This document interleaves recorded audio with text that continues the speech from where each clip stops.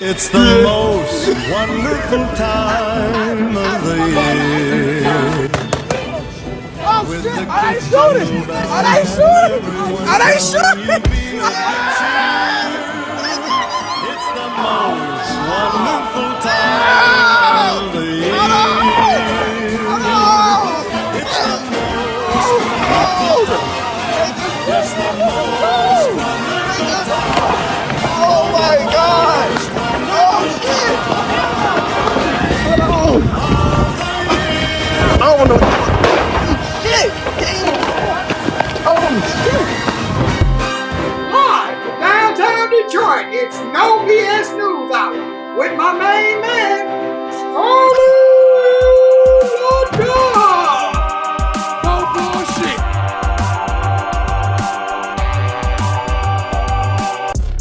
The fuck is going on in the city, man? Hey, Mark.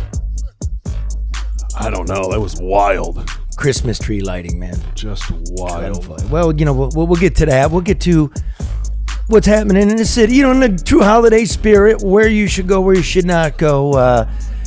Former gang squad member with the Detroit Police Department, Derek GQ Bradford, will be with us. And really what's popping, Karen, is Flint. Remember, a few weeks ago, we brought everybody the story of the two children that, you know, died from smoke inhalation in the fire up there. A couple of seasoned veterans of the fire department said they swept the house, and there was an investigation, and it turns out they did it, and the chief recommended that they be fired, and they weren't fired. And now the chief's been fired for blowing the whistle. He'll be with us. That's former chief, Ray Barton from the Flint Fire Department. How are you, Chief? You there? Good. He's there now. Okay, yeah. good. I'm a little slow on the trigger. Welcome in, Chief. Okay, but before we do all that, we got a little uplift here. Red, Detroit comedian, Detroit Red, is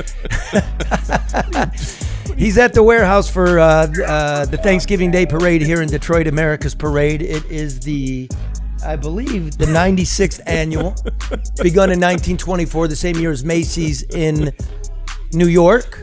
It was brought to you by the Hudson's Company, which is no longer with us. Hey, Red, what do you got for us coming up in the program, brother? What up, though? I'm just down here at the Detroit Parade Company trying to get a feel for things on what's going to be in this year's parade. Now, my date at the Normandy didn't go that well, so I'm moving up to bigger and better things. See, Karen, this guy's nationwide. Clearly, but don't taint it for the children, Red. You know, let's keep it G-rated, would you please? Oh yeah, wash your hands, you filthy man. Don't be feeling up the floats, Red. Well, I've got to get a feel for things. The only way I can do that is really get a feel. Creep. All right, let's get out. We got Best said I done seen in a minute. Got a packed program. It's brought to you by XG Service Group, experts in business IT, specializing in internet and voice over IP service, Wi-Fi design and installation, security systems, top of the line, cameras and bring him down. Thank you. Cameras and access control, digital menu boards and drive-through systems.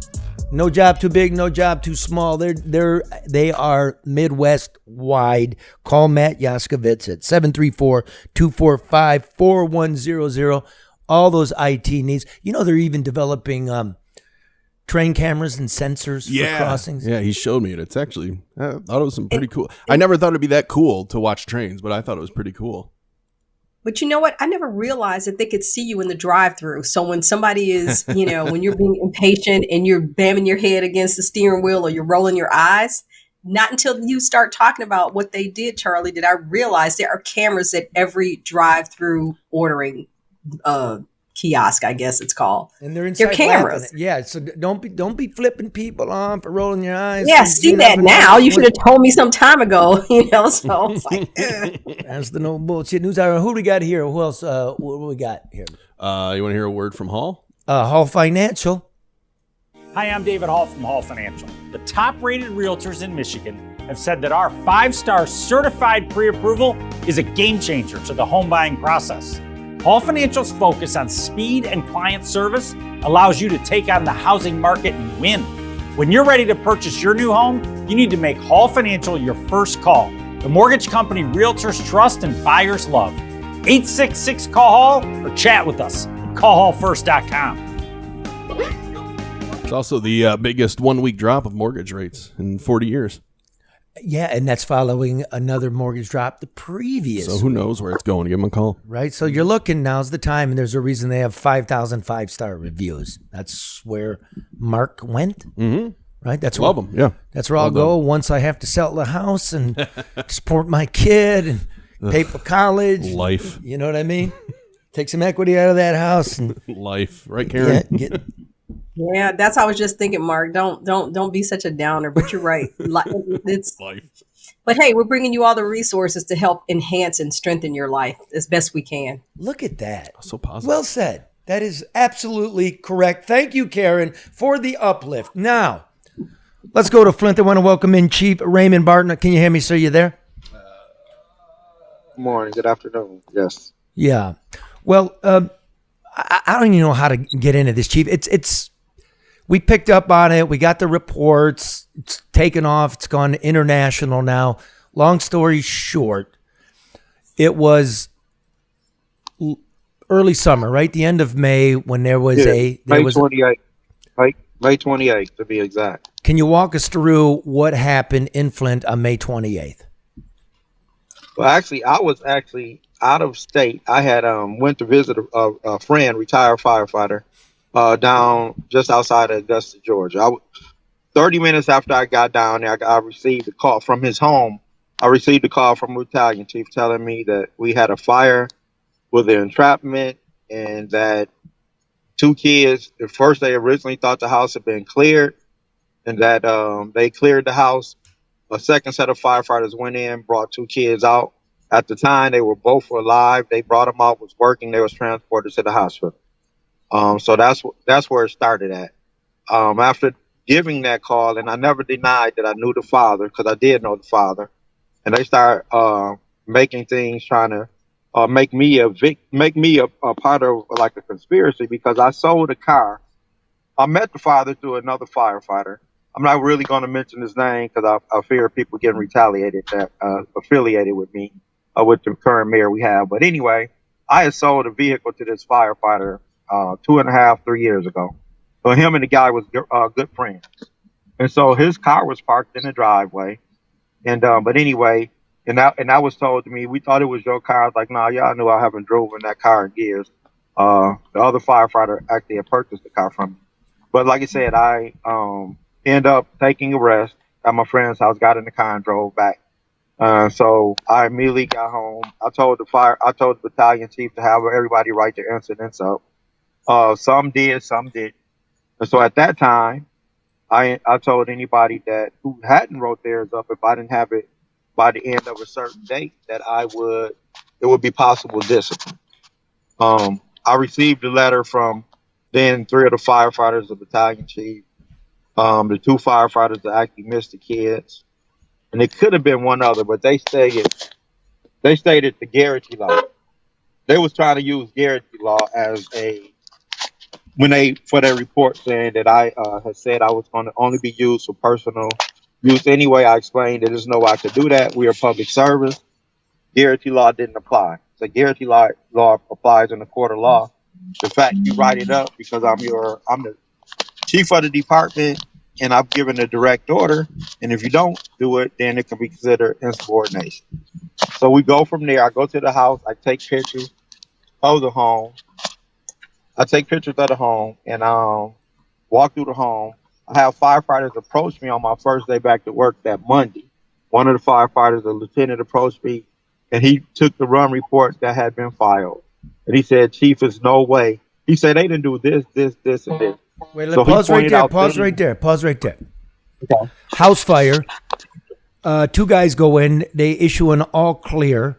Turns out there are 2, a 9 and an 11-year-old boy in the actual house that they said they searched, unconscious. They died unconscious. They died 2 days later. You start to do an investigation.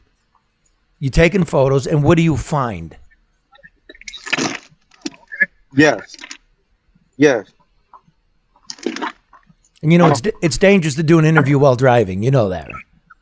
I'm actually not driving. I was coming up. Good friends of Pastor in the city of Flint, also retired police officer Al Williams. He was joining me just on. Like I said, I'm going through a lot with this, and so just a good friend that I trust, and like I say, Pastor in the city, retired police officer. He was Welcome in, Pastor. How are you, sir? Real well. Happy Thanksgiving so to you. Parked. Yeah, so I'm parked because I actually thought even You though I better worked be for parked. years That's a at the form of Flint Public cop in the Library. car. You know. I know, but I worked at the Flint Public Library for years, and they actually are closed on Mondays, and I forgot that he was meeting me up here. So, but yeah, get back to that. Yep, I went in, I took pictures. The kids have been missed. The guy told me on the reports how it was that they didn't do certain things that they had put in their report, and so I went to the two guys, such as, like calling for a secondary search. It was something else they did. I can't give you the direct things, but he just highlighted some things. And so I then actually went to the firefighters that actually found the children in the home. And I talked to the lieutenant, and he felt it was no way. He said the way the firefighter that walked in the room said he seen the young man. He was standing up. He said he walked in the room. As soon as he walked in the room, he seen the youngest one on the floor. He said, I could see him breathing. He said, I could actually see the snot coming out of his mouth. He informed his lieutenant, who was in a room across the hall, we have a victim in here. He grabbed the first one, took him out. They came back. They went to do a research.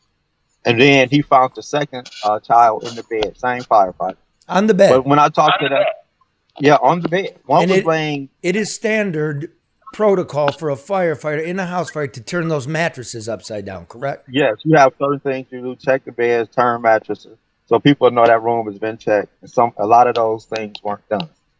But and then the firefighter pointed out they didn't call the secondary search till after the kids was found, and that was the other thing he pointed out in his when he told me they didn't do this, and this.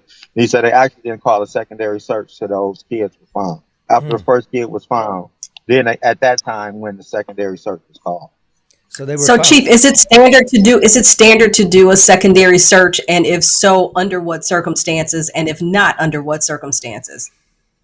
It's always, if it's a possibility, and just given the time of day, it was on the weekend. It's early in the day.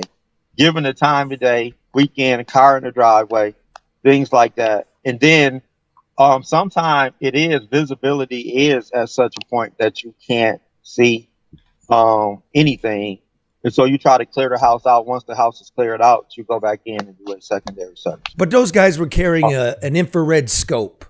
You can see. Yes, one of them had a thermal imaging camera. That's correct. And so, I mean, please. So you conduct this investigation.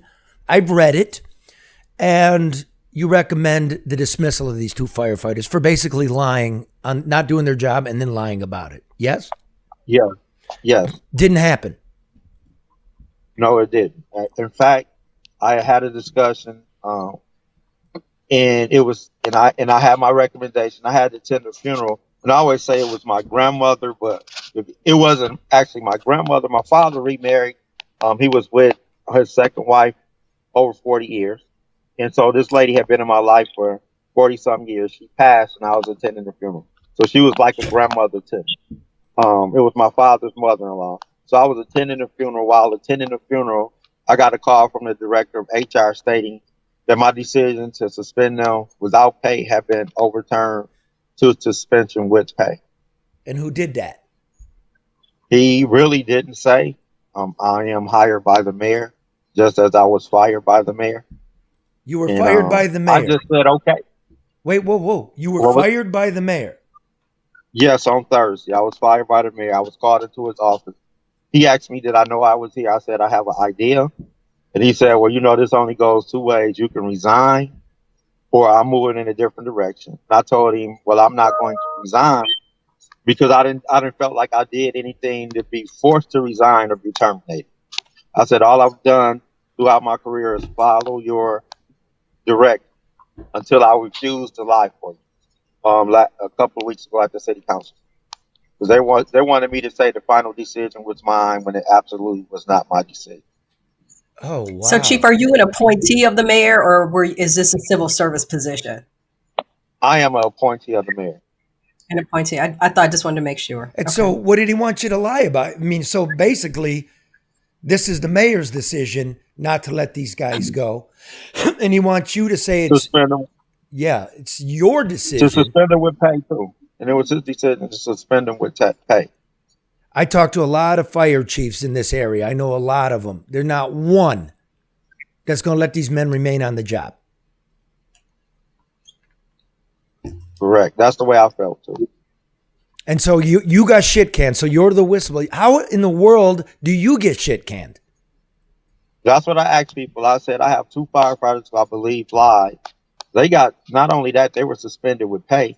I tell the truth and I get fired. Menace? So who are these officers? I mean, do they have a relationship with the mayor, or does the mayor have a beef with you because you would not lie for him prior to, and this was just a convenient opportunity to unappoint you? Well, one of the guys was actually, I don't know if he was the first vice or he was the treasurer for the fire department's union. So it was And political. it's election season, so yes. It was a political season. So you're saying Yeah. that the mayor wanted this swept under the rug because he's up for election and he wants his department to look like it's top notch and he wants the firefighters union's endorsement, something like that? Possibly. All I know, I was told by, like I say again, I'm not just mentioning names. I know eventually when I go to court, I will have to, because I don't want people retaliating. But it was other department heads. When I got back, the approach it. I've heard that you had recommended suspending these guys without pay pending investigation, and the union called the mayor, and the mayor overruled your decision and changed it from without pay to with pay. And just Thursday, when I got fired, the union president actually went on TV5 and stated that he told the mayor that we should go in a different direction, and the mayor fired. So if he listened to him and terminate me, I assume he listened to him when they told him that to override my decision and pay the guy, do a suspension with pay. What the fuck? And what is up with the media there? 'Cause first of all, it's no secret that Mayor Sheldon Neeley was a TV personality for many years up there. Not really boo was said about this by the local media, right? I mean, this was it got to our eyes and ears down here, and I was reading. It was a quote from one of the 2 firefighters involved. They wouldn't say which one it was, saying that you were lying. That these. It was Daniel Signaki. It was the one that actually allegedly went in the house and went to the left where the kids were found. It was actually he was the one that also was the executive board of the union, but he was the one stated that I was lying. And I don't have anything to prove it, but once I wouldn't say I made that final decision, I believe, because I was asked by somebody on the mayor's administration, that I think the firefighters would come out and talk and say it wasn't based on race. But instead of the firefighter, one of the firefighters that actually have resigned, instead of him coming out saying it wasn't based on race, he came out and did an interview attacking me, calling me a liar. That's why I felt the need to tell people. And then they actually put it in paper and in the news. They were stating that I stepped down. They stated I resigned. And I felt it was the need for me to tell the truth. Because it wasn't race related as far as those kids was missed. Had nothing to do with race. The firefighters did make a mistake. But I'm appointed by the mayor. He told me not to address this through the media when all these things was going on. And so when they started attacking me, because I was still under the mayor's directive, I remained quiet. But the matter that you terminated me, it's not about retaliation. It's about telling the truth. And, you say, Ray, these were 2 black children. As you know, a few years ago here in the Detroit metro area, 2 white children died in a house fire. Yeah. The media really covered it here. I mean, there were vigils. The Red Wings got involved. It was front page news. And up in Flint with 2 black children, it was almost nothing. And didn't they arrest the father? Hold on, Karen. Yeah, they took the father, but they didn't hold him. They took him in for questioning. But if anybody know in Michigan, it is a certain age, it's like 11 or 12 when a child is babysitting. But when it comes to a sibling watching a sibling, there's actually no age limit. Knowing the father personally, it wasn't like he had left these kids out all night. The father left and made a run.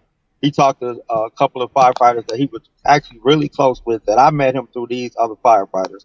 And he was like, man, I was only gone about 40 minutes. I was gone less than an hour because the kids were asleep. And he said, how could it happen that fast? And the firefighters had to explain to him. They told him, actually, when you left to go run your errand, the fire was probably already burning, but it was in the walls. And this father, he had a heart attack a couple of years ago while at the YMCA running. That's how I met him. And then I ended up getting to know him through 2 of my firefighters. But anyway, and it damaged something to do with his smell. But they said not to put any blame on you, but it was probably burning in the walls when you left. And it was minimal, but it was still minimum fire damage. The firefighters, the location, you can walk to the fire from that house to the fire station in 3 minutes. And so it was not a lot of fire.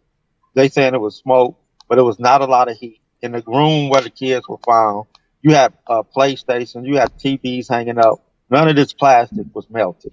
So anybody know anything about fire, if it would have been excessive heat, a lot of those things would have melted. And it was none of those things was melted. Some of them were barely covered in soot. So when they talk about the conditions and heat and fire, that's why I didn't believe their story. And that's an interesting question you bring up, Karen, which is the man in the Flint case is detained. They draws blood. Media runs it around like, what a bad dad, there's no smoke alarms, etc. And I think what you're saying, I don't know, I'm going to ask you because I don't know. It's sort of near where you live.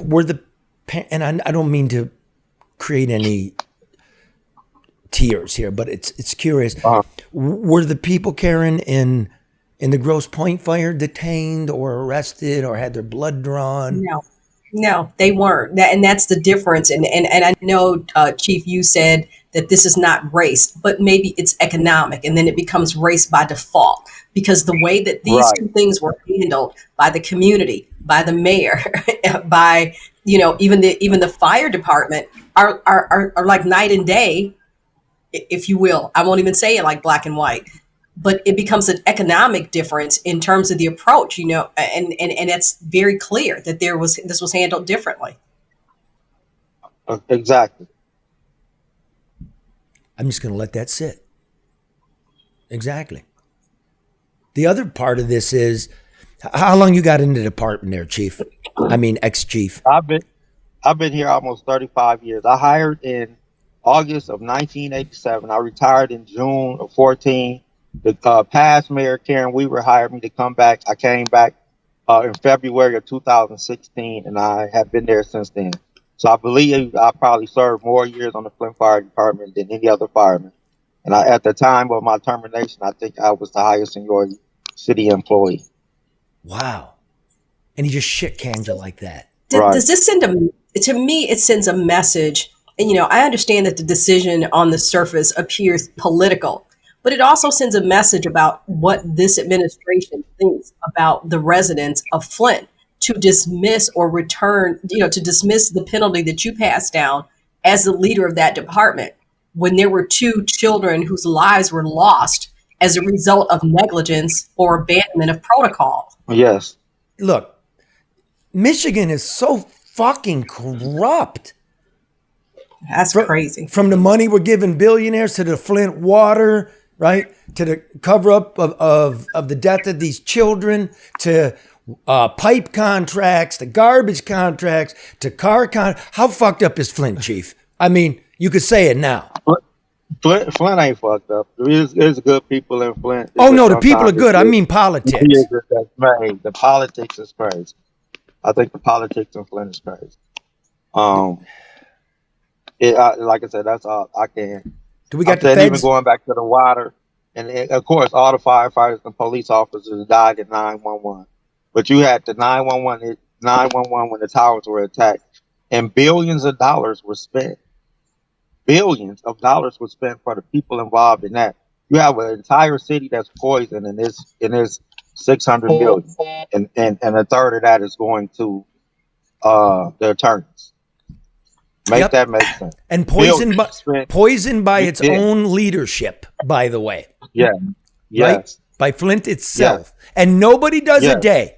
Nobody does a day. Yes. Did Yes. anybody lose their job for whistleblowing? No. Did anybody, see a day behind bars? No. Did everybody collect their check? Yes.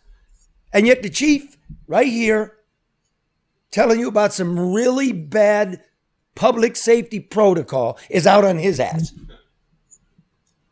I don't even know what to say. Makes no sense. I want to ask this, Chief. I don't mean to go back to this issue, but because so many of our listeners are having questions, and do you know? Can you tell us if the 2 firefighters that were dismissed, were they black or were they white? They were white. They were white. Okay. Should I take that to mean anything, or were they just 2 lousy firefighters? No, they were decent firefighters, but it's like you say, when it's busy, people get complacent, and they didn't do their job. I don't feel like the job was done thoroughly. And that's all you're That's saying.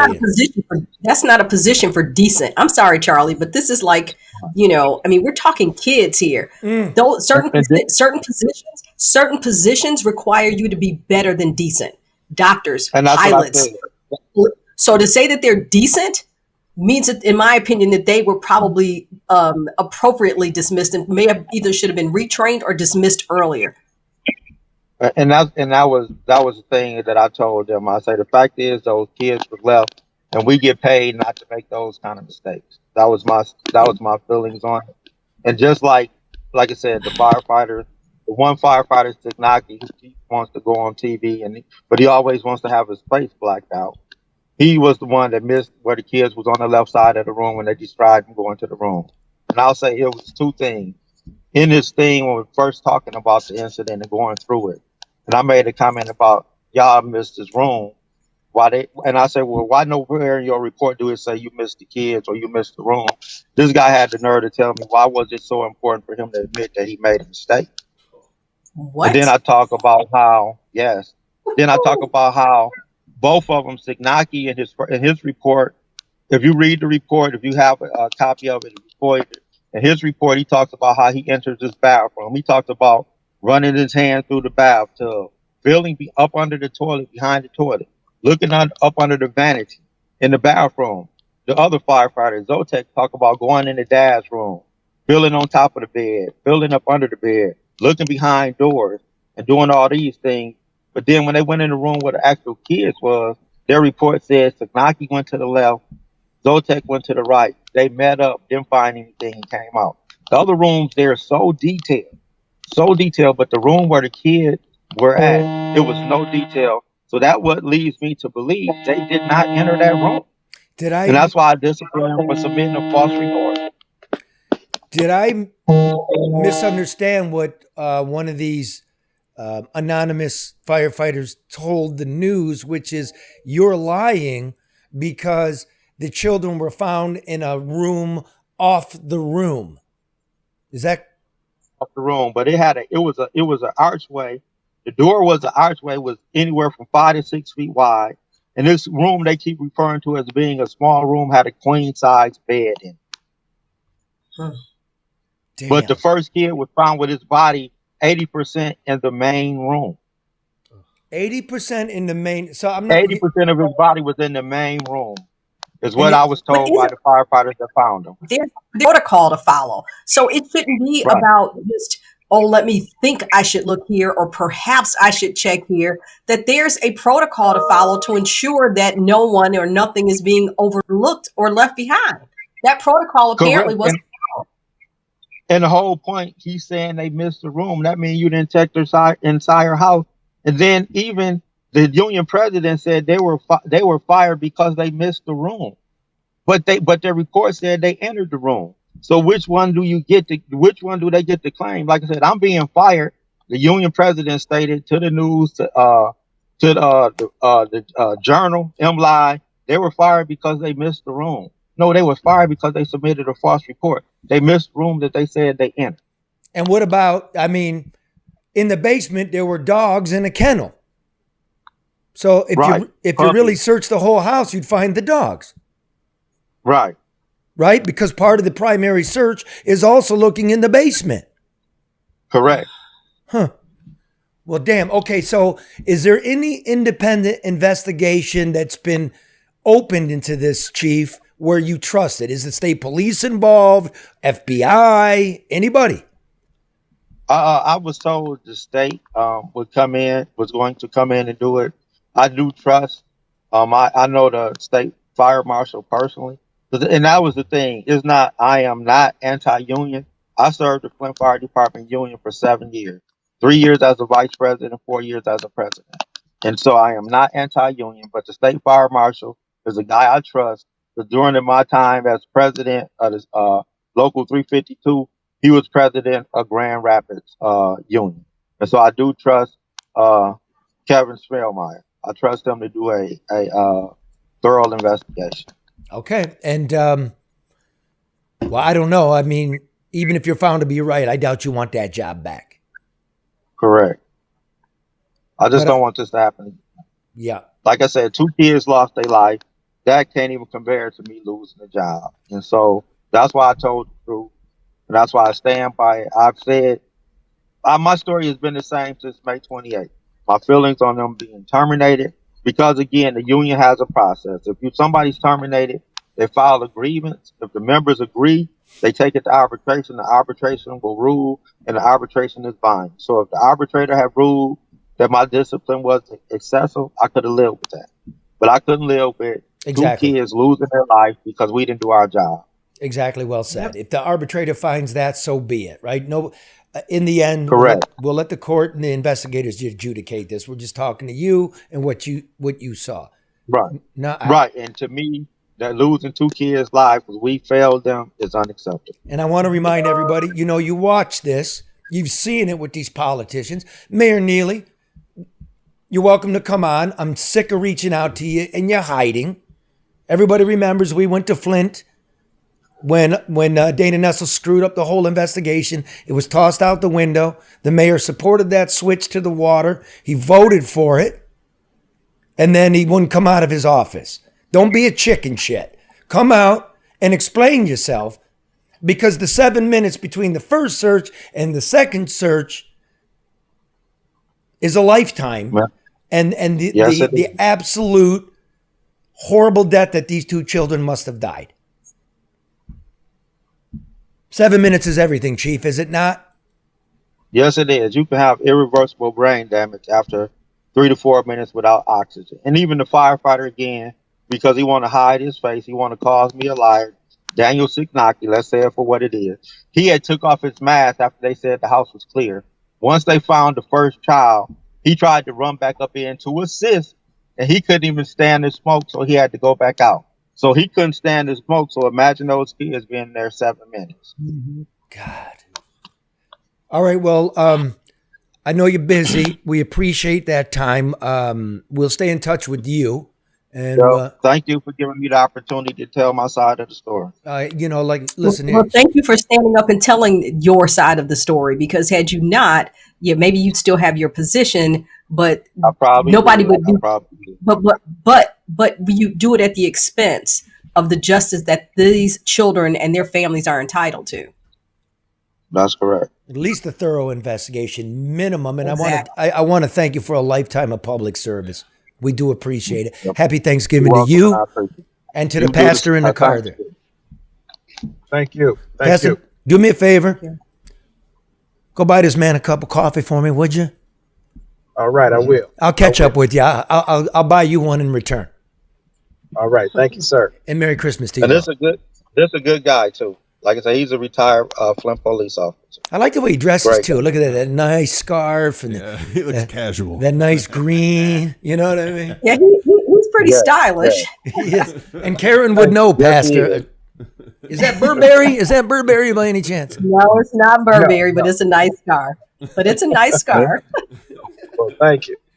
All right, gentlemen. All Have a right. good one. Stay warm. Thank you. You know what, Charlie? The bigger question is, it's almost, excuse me, it's almost as though Flint is being allowed to self-destruct, and the oversight is not there. The enforcement is not there. The support at the state level is not there. Why? That's Money. I'm gonna quote Andy Arena, former head of the FBI. That place is organized crime. That's a graft pit. Flint's so broke, but money pours in, federal, state money. Give them the votes that they want, and then everybody eats it up, and there's nothing left for the people. Like the chief would know, 50% of the 911 calls to police are just shit canned. They're not even answered. And then when they do answer, no, you know, apparently, allegedly, according to an official document created by that man we just spoke with, they don't even do their fucking jobs. And we're just supposed to ignore it? And by the way, thank you all very much for sending us details about this that we already reported. You know, we started this program like the media's really not serving you as well as they could. Doesn't mean they're not serving you, Mark, right? Yeah, exactly. But come on. Stop looking Daily Beast, Daily Mirror, CNN, whatever. I don't know when the news and the free press are going to come around. There's a reason it's out there. and stop looking at tweets and making stories about them. Just go hit the ground. Go talk to people. That drives me up. Drives me up a wall. And as the chief pointed out, and Charlie, you've said this since the show first started when you were addressing the water component. We understand that there are good people in Flint. We respect the people that are in Flint. What we feel is that the people in Flint deserve better. They do. And a guy like the chief rightly belongs in charge. And because he's right. And what happens when you stand up and do the very basics of leadership? You're out on your ass? Oh, fuck off.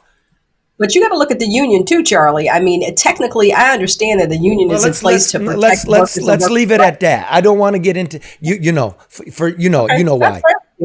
You know I why. got you. Fair enough. We'll let the courts decide that one, my friend. You know what I mean? Okay. But let's focus on two children who are dead this holiday season that did not need to be. Right. That's all this is about.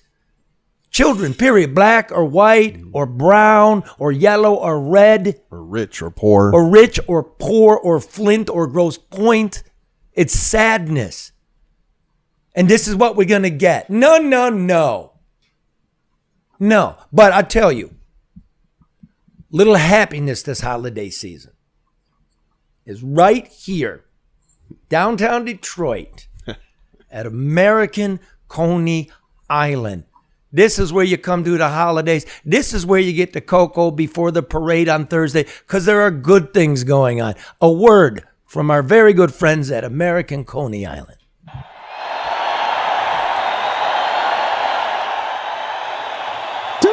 With everything, that's how the Chiefs tries to go. Ready? Go Lions. Go Red, go. Detroit might not make it to the championships, but you can have a little bit of Detroit at your next championship party. American Coney Island, 12 dogs with all the fixings. Air mail special, right to your door. That includes Alaska and Hawaii. AmericanConeyIsland.com. The first, the best, and better than all the rest. And they can't fly either. Yeah, baby, I'm going to Vegas. They got a Coney store there too. Yeah.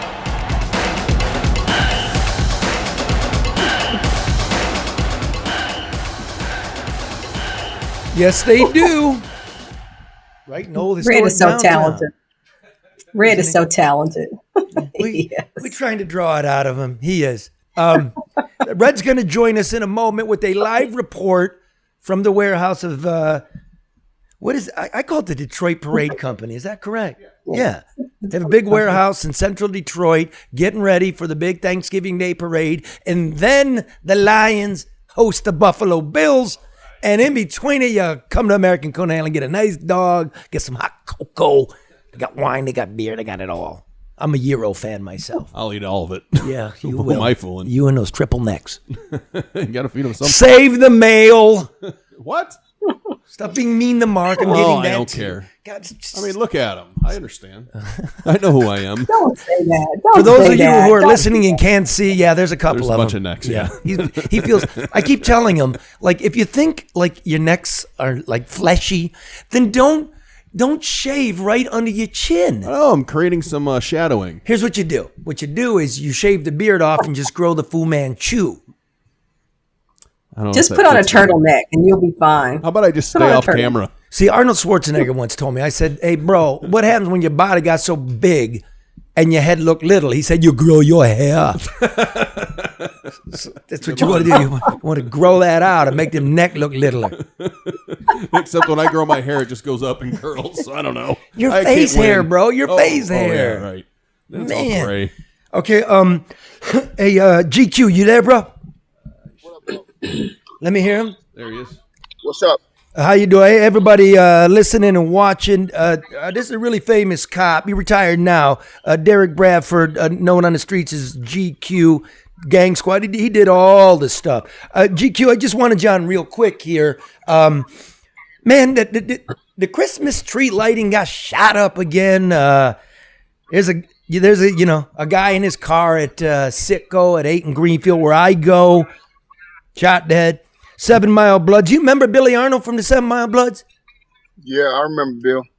Yeah, he I ran that. remember him. They were selling Oxy and all that, and they were doing that Instagram murder list and stuff. Well, he's locked up now, right? He been in the camp for 7 years.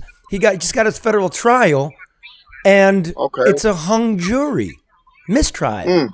So, Wow, I wonder why. you tell me, oh, what do you mean? What you mean? I wonder why. I don't know. I just think this sometimes from what I'm seeing, it's this police thing and officers being on trial and doing things out here, man. It's a terrible time for cops. You got people who are liberals, liberals that's on the jury.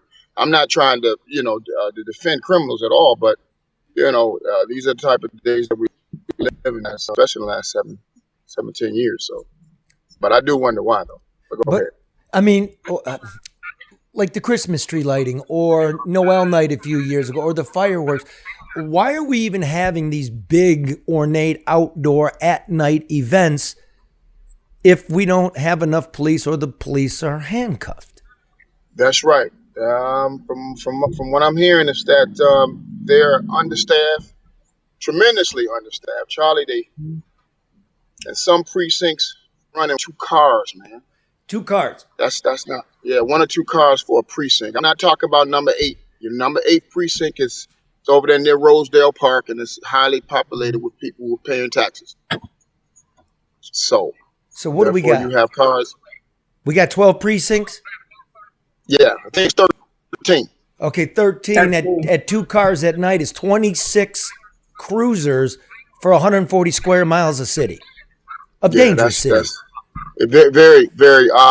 It's still the number 1, number 2, the most dangerous city to live in. Also the most violent too, and we've held that for over 30 years. So something has to be done. Go ahead. No. I'm sorry. I was saying you indicated, sir, that that they're understaffed on the police force. Council just approved a $10,000 increase that they hoped for, I guess, to aid with attraction and retention. Is that part of the solution or no? Well, Karen, and how are you, Ms. Dumas? I'm fine, sir. Thank you. I said that I think that we were underpaid. I came on in 1994 and I made $13 an hour.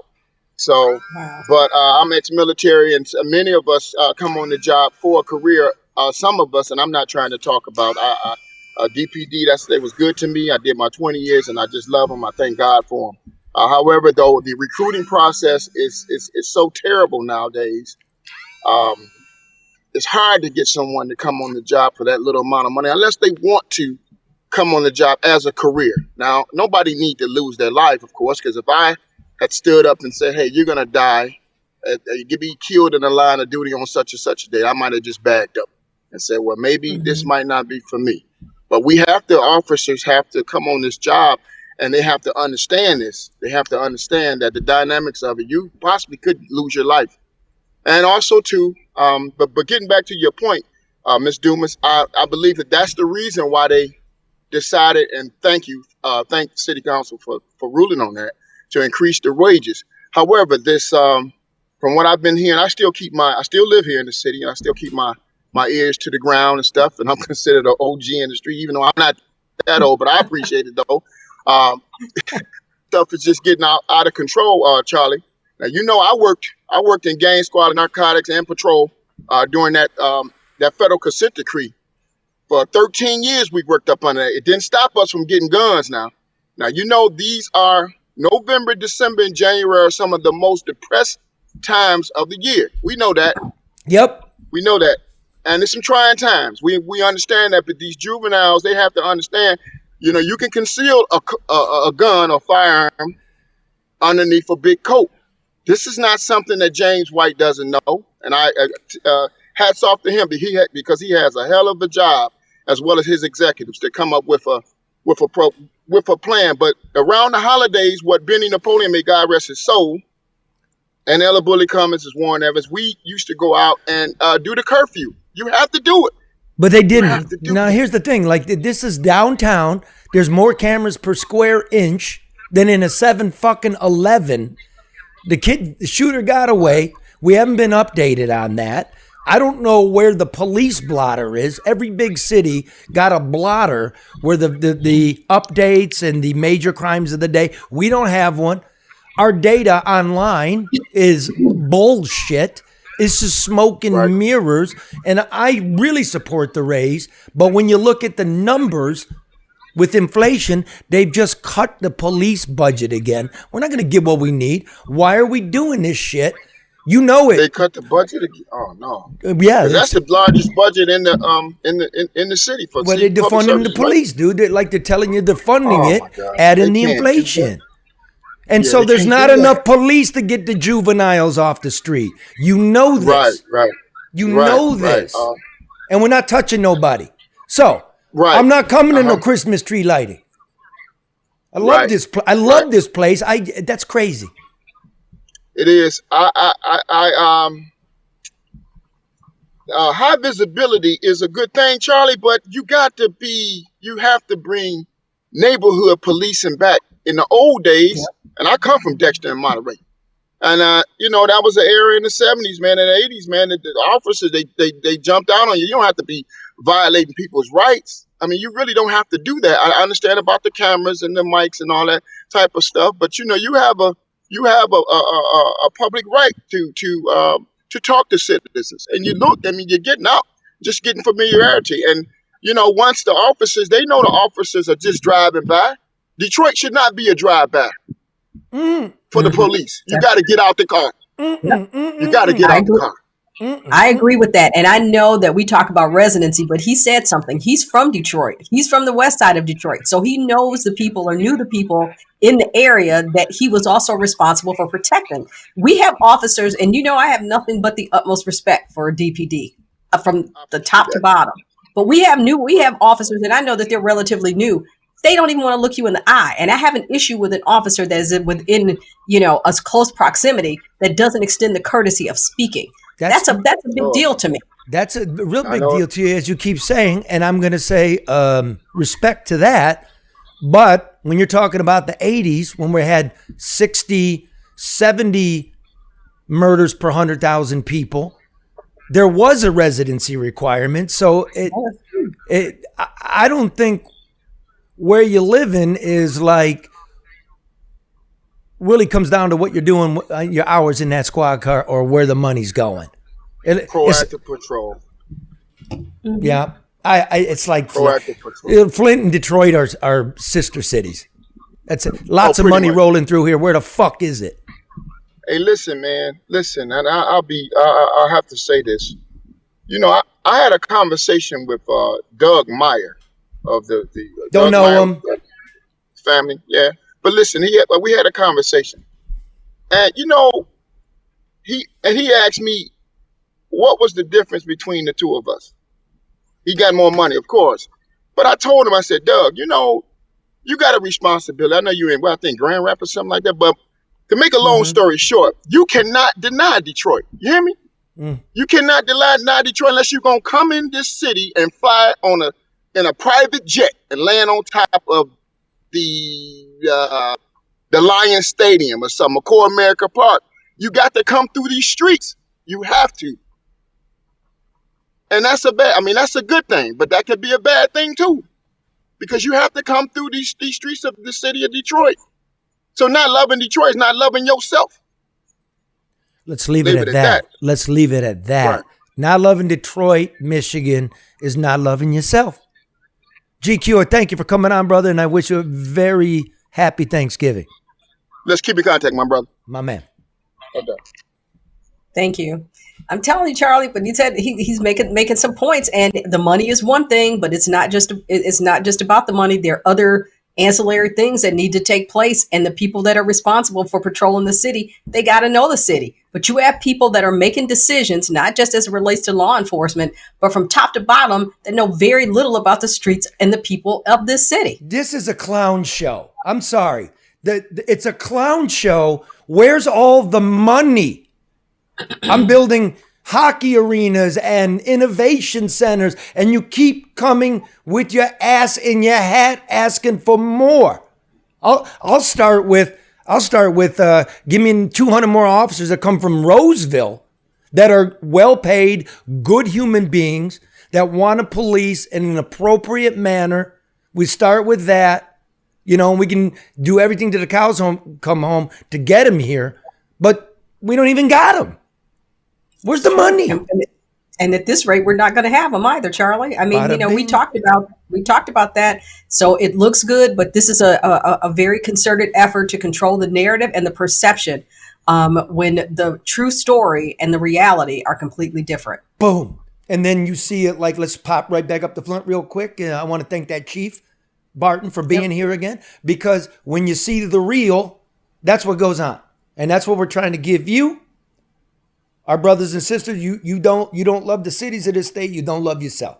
There's no way to avoid him, even though you think you can. Now, having said that, there are really great things going on in this city, like the Lions and that Thanksgiving Day parade, and comedian Detroit Red, who is at the warehouse where they're preparing for Thursday. There goes Byron talking some more. Okay.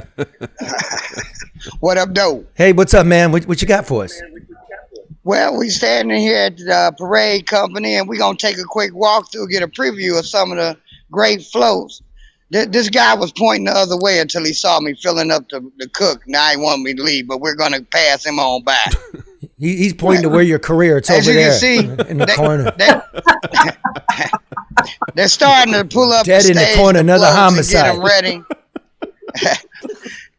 As you see, this is the area where all the floats that's going to be in the parade is staged at. They're getting them ready, pulling them on out. It's a long process. They told me it takes like 2 days worth of setup time in order to get all these floats in order. Now, we got some great floats here. Some of these floats you may recognize from previous years, but we're going to cut around to the workshop side where some of the newer 3 float parade items will be at. Three car floats. I don't know how the hell to say it. I heard they got 9 new floats this year. Yes, they did. Rocket Mortgage brought their own new float. That must be the Hindenburg. No, actually, it's kind of a future prospect of what they want to have the city become. Since they couldn't sell, stocks, they're going to sell it to you through the float ideal now. Oh, I see a big, gigantic rainbow. I'm sure that's going to be controversial. Well, all of these that you're seeing behind me now, like the Hitchfield here and the Fox Theater, these are older float pieces that don't go out anymore. because they're not sponsored, and some of them are real old, so they won't be seeing them. But we're around here on the other side where they're actually working on some stuff. We got the big clown. He's out of breath. He's so out of breath Yes, already. I am out of breath. It's cold as hell in here, okay? This is the only place I haven't wanted to light a damn cigarette with all this styrofoam and wood. Yeah, don't do that, I think I Red. caught We a have another contact story. from the float paint. So we look right over here. This float right here is one of the 3 pieces of the new Rocket Mortgage float. You keep going And to as you can Rocket see, Mortgage. What? Yeah, Rocket Mortgage? because I'm really impressed by what new ideals they're trying to give us through the floats. Okay, describe it they for can't people get the listening. goddamn queue line. Describe it for people listening who can't see. Okay, so basically we have a futuristic view of what the city hopes to look like. This is what they hope. We have some Jetsons looking type buildings or whatever. Even though they can't get the queue line to go in a straight line or anywhere, they plan on giving us high-rise buildings in the sky, even though they can't complete a goddamn skyscraper either. Oh, is Those it? look empty too. Oh, is the skyscraper on that float complete or? No, it's not complete. Matter of fact, I think I see what the replica of what it looks like now is. If you point right here, Byron, this is pretty much looking like the skyscraper we got in the city now. Skinny, short, nowhere near what it was supposed to be. It sounds like me. No, actually, listen. Now you're painting. This all goes up, right? Oh, so this raises up? See this back here? Yeah. That's all gonna go up and meet with that deck up there. And that's the same thing they told us the skyscraper downtown was going to do at the Hudson site. But I'm pretty sure yours will work better than that We will. have way better builders. You hear that, Dan? You're getting hit by float designers here now. Let's do something with the goddamn skyscraper. So If we listen, go down brother. Hey, Red, just being down there as a lifelong Detroiter yourself. I know you never been there. Is it making you feel happy? You know what I mean? Kind of see it in action. Yeah, actually it is. It's kind of taking me back to my childhood, and it really feels like I'm at the parade because I'm freezing my ass off to show these floats and see them. But it is. It's joyful. It's like, it's like being a big kid behind the scenes of your favorite kid show. You're getting to see all of the greatness come together before you see the actual production. So yeah, I can say I'm really happy. I'm glad to have been able to come down here and see this, meet some of the people. Well, one lady does the tours here. She's been doing it for 60 years. Her 5th generation of family will start this year. This is another one of the pieces that goes with the, I think, rocket float here. She was telling me it's another couple pieces up there. They have a few 3 floats where there's 3 different platforms for the float. Okay, now stop. Just stop. All right, with it. You're making me dizzy. Do you know, Red? This is the oldest Thanksgiving Day parade in America. Began in 1924, the same year as the Macy's parade. Like I said, the young lady, Miss Sharon, she does the tours here. She herself has been here with 60 years, never missed a parade. Her dad was a part of it. The guy who draws the pictures and renderings for this, he's been doing it for over 30 years. A lot of people have been involved for a few decades in making this happen. And it's over 2,000 volunteers every year, I found out, to help make everything come together. Real Detroit institution. My brother and I once were in that parade. We worked the Uncle Sam float. Really? Yeah, we held it. You dress as Uncle Sam. It's really fun. It's safe. Plenty of parking. Lots of hot chocolate here at the Coney Island. Good pies and cakes too. So come on down. Enjoy the Lions. Oh, I went out with a couple of garbage men. Oh, yeah? Down here. Yeah. They love it when the Lions win. You know why, Karen? I'm scared to ask. Because tailgaters get so fucked up, they throw their money away by accident. Oh, Really? Every bag of No garbage that they pick up on Monday gets inspected just in case. So go ahead, come on down. Throw your money around, throw your money away. Support our great city, Detroit. The other thing too, Charlie and Red, is the night before, like overnight, when they start to line up the floats. That's a very, I mean, it kind of just, it's a warm-hearted kind of thing to sit there and watch and see how it all kind of comes together. And, we have to tip our hat to Tony Michaels, who's the CEO, who continues to keep the, Tony actually sent his regards. He came in right quick, but he had to run off. And Tony actually told us a little something, that they're going to be moving. They're working on a brand new facility to start doing the parade floats and stuff out of. So maybe in the next 3 years, it'll be moved to this big, gorgeous facility, I think a little bit downriver. And he basically said that, it's coming along. He's getting the money together for it now. But this is the heart and soul of Detroit. No matter what else goes on in the city, the hardship, the violence, and the crime, when it comes to the Thanksgiving parade, I think you really get to see the essence of what Detroit is really about. And it brings everybody out. And with that, we'll say goodbye, good luck, and good night. We'll see you at the parade. Let's go, Lions. Hey, I'm about to go back up and fill on the girl at the front door again and see if I can get her over to the Normandy.